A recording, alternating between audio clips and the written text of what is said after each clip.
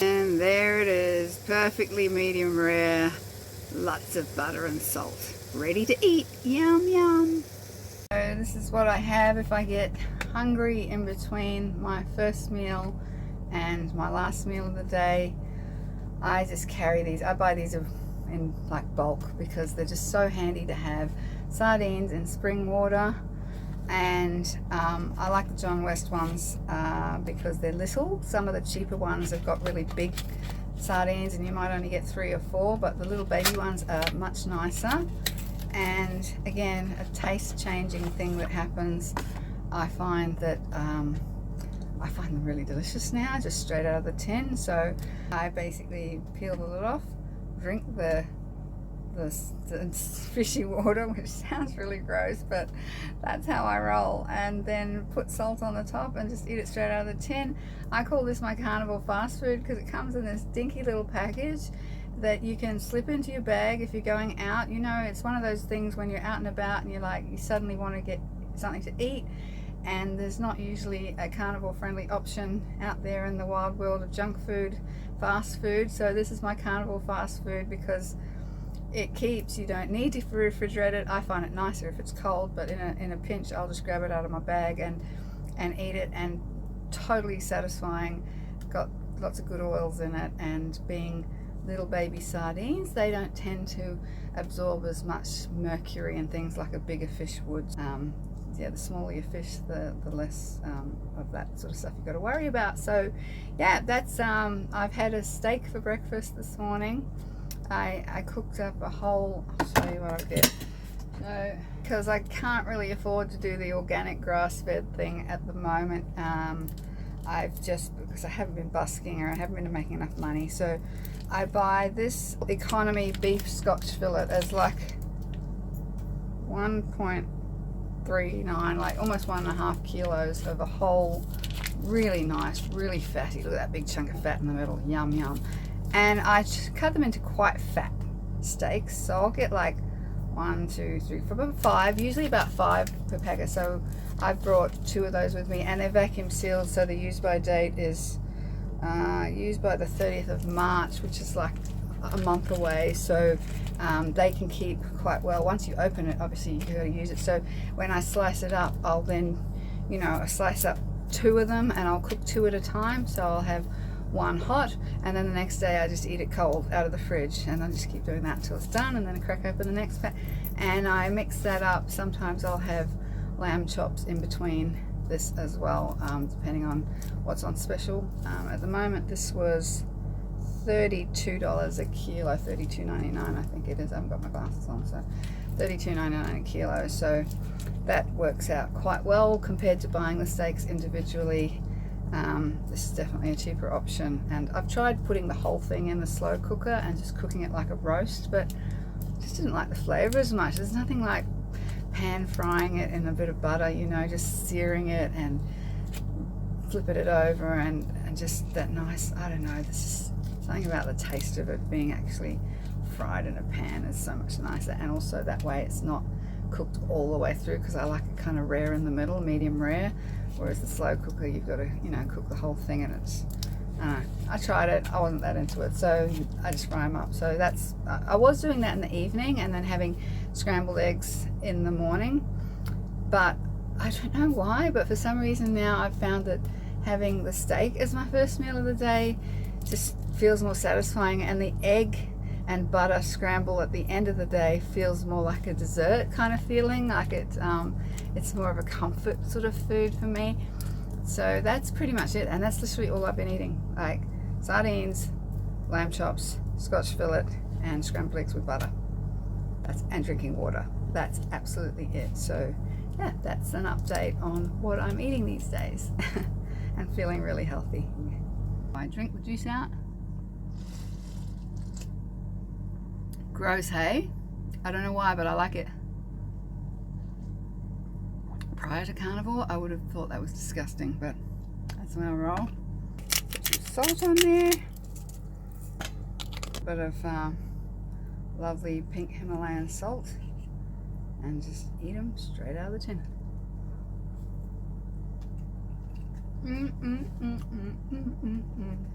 So satisfying. So good. If you think it's gross now and you're not quite adapted to carnivore yet, try them again down the track, because your taste will change, and things that you thought were disgustingly gross before, when you're not fully adapted, will all of a sudden become absolutely ravenously delicious, because it's the nutrients. It's all about the nutrients.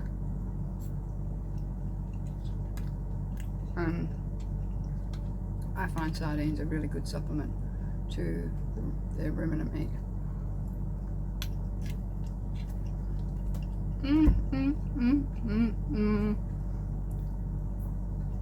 I'm doing so well at the moment.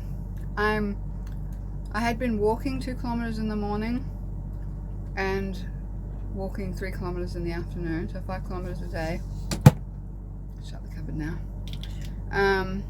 And I started adding in just a little bit of jogging, just a few meters at first, a little bit, then walk, and a little bit further down, a little bit more jogging, and I just added it, increased it little by little by little over the course of about a month. I started adding a little bit more jogging and a little bit more jogging until, I don't know, a week or so ago, I was able to jog the whole 2 kilometers in the morning.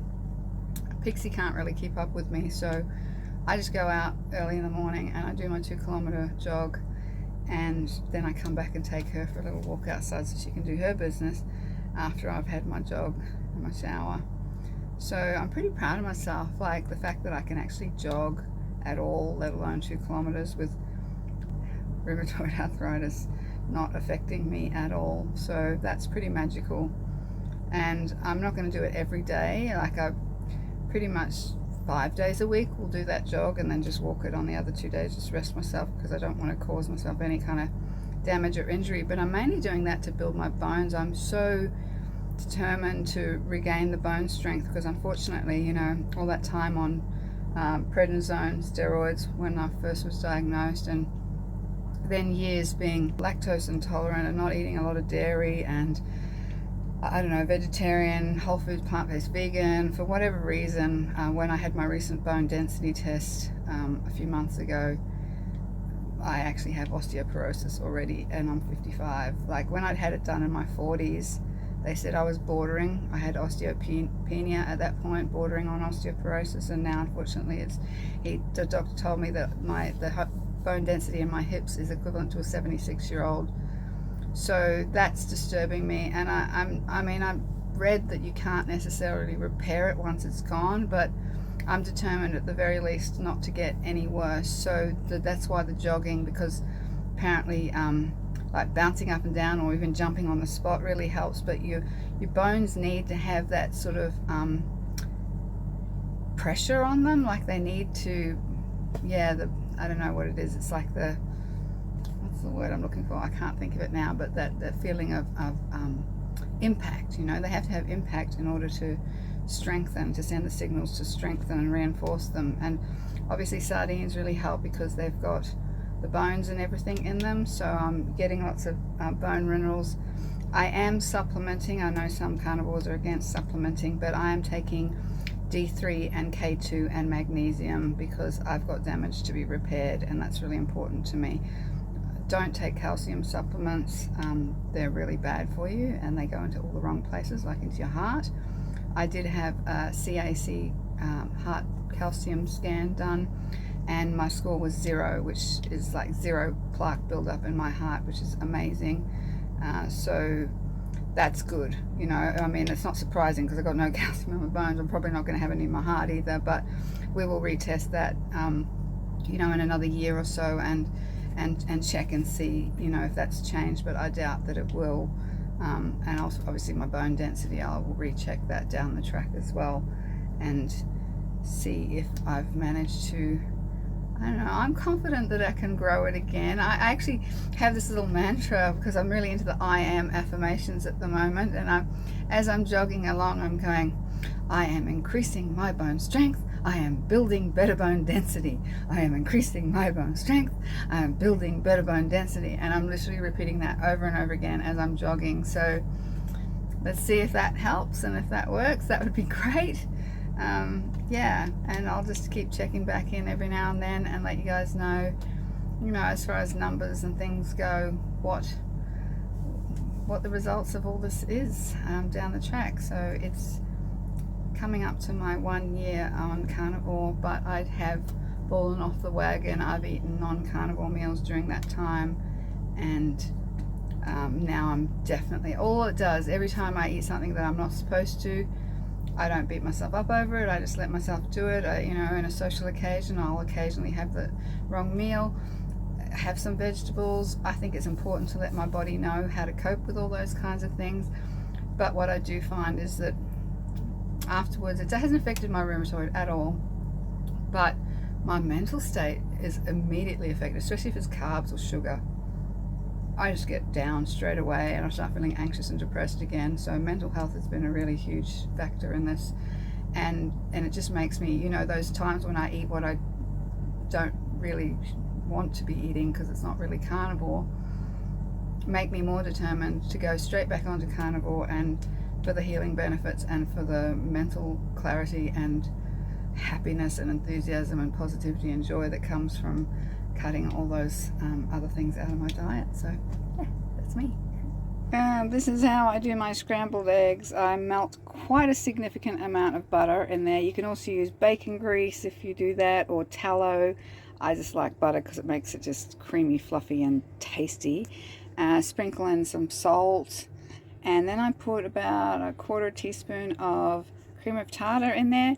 Mix all that up, the salt, the butter and the cream of tartar, mix it all up. I've melted the butter in the microwave for 30 seconds first. I just put about, I don't know, that much, maybe a little bit more, not too much, and that's a good source of potassium, and it makes your eggs extra fluffy. That's the way to do it. Mix that in there as well,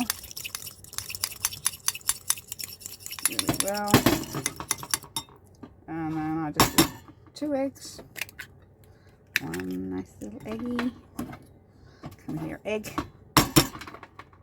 2 eggs. And whip that all up. Get all that butter into it. Give it a really good whip. And the more you whip it, the fluffier it gets. You can use a whisk as well. Get all that yummy butter in there. Now, I'll put that in the microwave for about 1 minute on high. Beep, beep, beep. Once it's done it for the 1 minute, I actually pull it out and then just stir it up a little bit again, because it tends to cook a lot on the outside, not as much on the middle. So I'll give it a bit of a stir in, and then I put it in for another probably 35 seconds. But it really depends on your microwave. Mine's quite a low wattage microwave, so if you've got a super high wattage microwave, maybe 1 minute's enough, but basically till it puffs up like a big souffle. This is actually going to be my dinner now. So it's about 5 o'clock in the afternoon. Actually, I think it's a bit later. I think it's 6 o'clock now. I had sardines, so that kind of get me going. But yeah, first meal at midday. Oh, there she goes. Let's have a look.